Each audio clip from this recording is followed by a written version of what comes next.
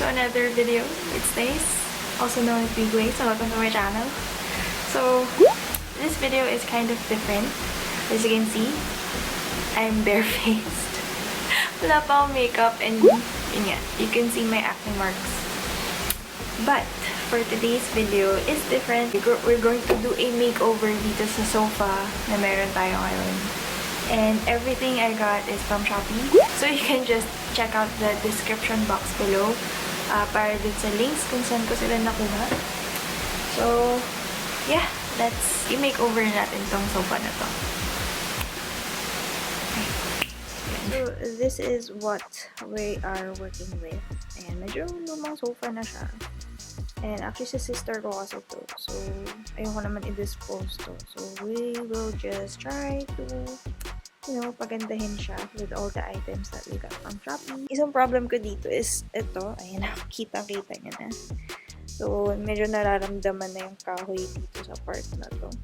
So, we'll just do something about that later. And, yeah.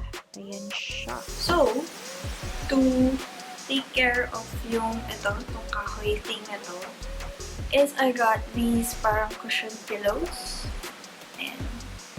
Ayan siya. Mura lang to eh. Parang forgot kung magkano. Just please check out the description box. Ayan. Maganda nga siya eh. Medyo makapal siya. Ayan. So, I will put this sa seats natin just to make it more comfier and mas softer ang ating seats. So, hindi siya perfect. As you can see, may parang space pa siya dyan. But I really don't mind. Kasi, I think hindi naman na siya nakaka-bother or anything. So, that's that. Wala na kasi akong mahanap na parang isang mahaba eh. So, okay na yan. For now. Ang important lang naman is hindi naramdam yung kahoy dito sa gitna. Ayan, hindi niya siya ramdam. And it's much softer na. So this is me explaining na I have a sofa cover from Shopee. Voice over ko na lang kasi maingay. I forgot to turn off the fan again. But itong sofa cover na to, it has a free pillowcase na which hindi natin magagamit because later you will see kung gaano kalaki yung mga pillows natin. So for today's video, ayan, hindi natin siya magagamit. So ayan, tinapon ko siya. So, for today, ayan, gamitan natin to sofa cover na to and hopefully makover natin tong super complicated na sofa. So, tip ko lang sa inyo guys, kumuha kayo ng tutulong sa inyo kasi medyo mahirap siyang ilagay.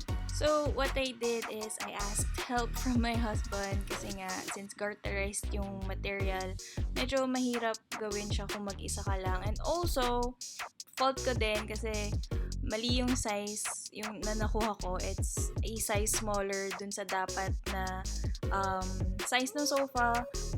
I think nakabit namin siya. Yan na yung the best na pwede mangyari sa kanya. Kasi sobrang complicated nitong sofa na to. So, yung pinakita ko kanina, meron siyang foam. Pwede isuk-suk dyan just to secure yung tela. And this one,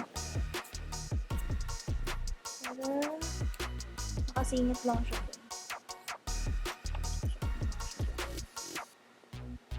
So, ito na siya. It's not too perfect kasi nga medyo complicated tong shape ng sofa. So, may mga parts na hindi maangat and also to, kahoy siya. And ito rin, may space kasi dito. May space kasi dito, so hindi mo siya malalagyan ng foam. Tatanggal lang siya. So, hayaan na lang natin siya dyan. But, medyo success naman siya. So, now it's color blue. And may cushion na siya sa loob. Now, to cover sa lahat, ang solution dyan is to get these giant pillows. Ang sukat nito is 24 inches by 24. And So, ililink ko lang sila sa baba. These are giant pillows and I love them. So, ayan. So, makakover nyo na yung imperfections ng ating sofa. Pero pa, isa, not two. Actually, guys, buy one, take one tayo. So, dalawang set yung binili ko para marami. Ayan. So, ito yung solution natin sa pag-cover na ating sofa. So, syempre, sa ating pillows, kung nag-order din ako ng giant punda para sa kanila. So, I got dalawang gray and dalawang blush pink. So, lagay na natin sila. Umuulan na naman ang gamit.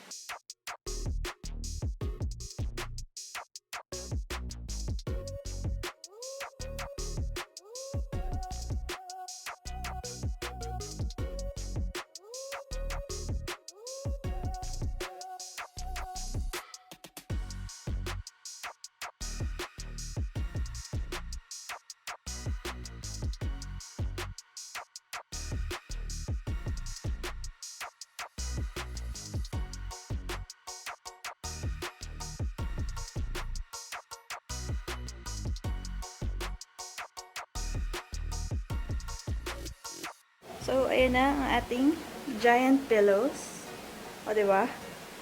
Na-cover niya na yung imperfections ng nasa likod. And you. O, diba? So, ayan na ang ating giant pillows. Itong pillowcases na nabili ko, velvet siya. Ayan, so masarap siyang hawakan. Ayan, so gray to. Ito parang may pagka-blush pink. Ay, Bear, parang theme ng kasal natin.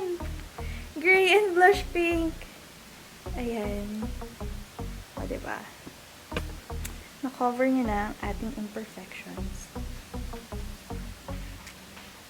So, the last part, para may medyo arte-arte tayo, is bumili ako nitong throw.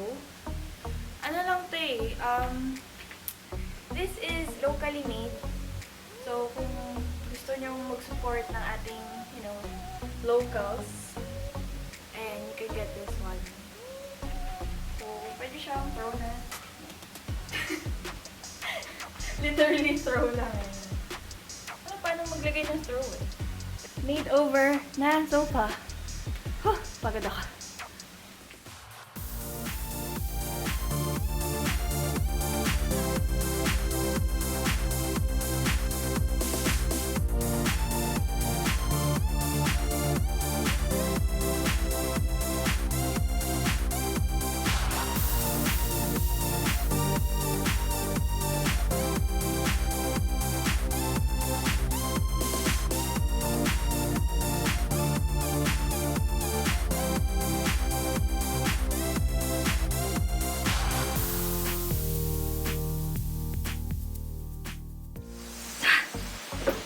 So, this is our, hindi siya newly improved na couch. So, okay naman. Happy naman si husband. Happy din naman ako. May extra throw pillow pa kami. Throw pillow case. Sana naging dalawa, no? Pero isa lang kasi yung meron. So, yeah. Sana nag-enjoy kayo and sana naging helpful to sa mga gustong i-upcycle ang kanilang mga, you know, sofas. Yun, upcycling on a budget. Ayan. So, hindi masyadong malaki yung ginastos natin dito. Instead na bumili kayo ng bagong sofa, you can just, you know, upcycle your old sofa and give them new life. Ayan. So, guys, sana nag-enjoy kayo. I hope it's helpful. Please check out the links down below para alam niyo kung saan ko siya binili and also the prices. And yeah, enjoy your shopping, guys. And thank you for watching and I will see you in the next video. Bye!